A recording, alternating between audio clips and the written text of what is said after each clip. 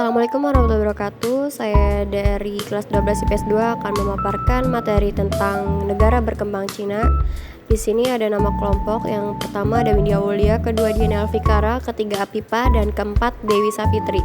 Langsung saja ke pembahasan materinya. Yang pertama ada pengertian negara berkembang. Cina disebut negara berkembang karena pendapatan per kapita yang rendah. Negara berkembang adalah negara yang sedang meningkatkan standar hidup dan ekonominya.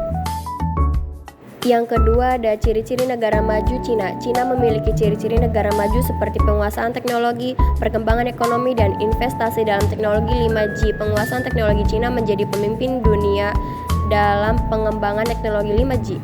Investasi dalam teknologi 5G. Cina berinvestasi dalam teknologi 5G sebagai bagian dari upaya modernisasi dan urbanisasi. Perkembangan ekonomi. Cina menjadi ekonomi terbesar kedua di dunia setelah Amerika Serikat.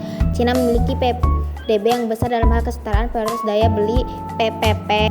Yang ketiga ada sumber daya alam Cina. Sumber daya alam yang ada di Cina meliputi batu bara, minyak bumi, gas alam, tungsten, fosfat, biji besi, tembakau, aluminium, emas, perak, uranium, mangan, timah, seng, grafit, fosfor, belerang, potasium, dan kalium.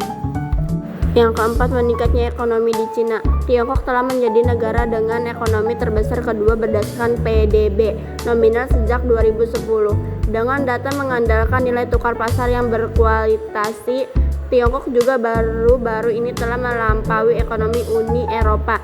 Pada tahun 2021, sebuah perikiran menyatukan bahwa Tiongkok akan menjadi ekonomi terbesar di dunia dalam PDB nominal pada tahun 2028. Secara historis, Tiongkok adalah salah satu kekuatan ekonomi termuka di dunia selama hampir 2 milenium, dari abad ke-1 hingga abad ke-19.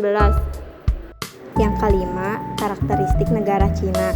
Negara Cina memiliki beragam karakteristik, diantaranya keragaman budaya, perpaduan antara tradisi kuno dan modernitas yang dinamisik. Sejarah panjang memiliki peradaban kuno dan salah satu peradaban pertama di dunia.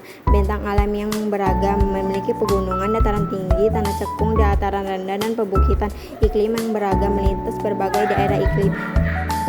Topografi yang bervariasi, memiliki sungai-sungai besar yang muara di negara terbesar ketiga di dunia setelah Rusia dan Kanada. Negara penghasil ikan terbesar, produksi ikan per tahun mencapai 6 juta ton.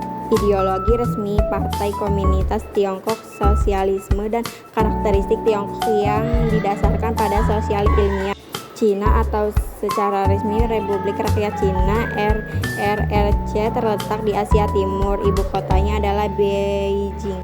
Cina memiliki ciri khas berupa perpaduan antara tradisi kuno dan modern yang dinamis.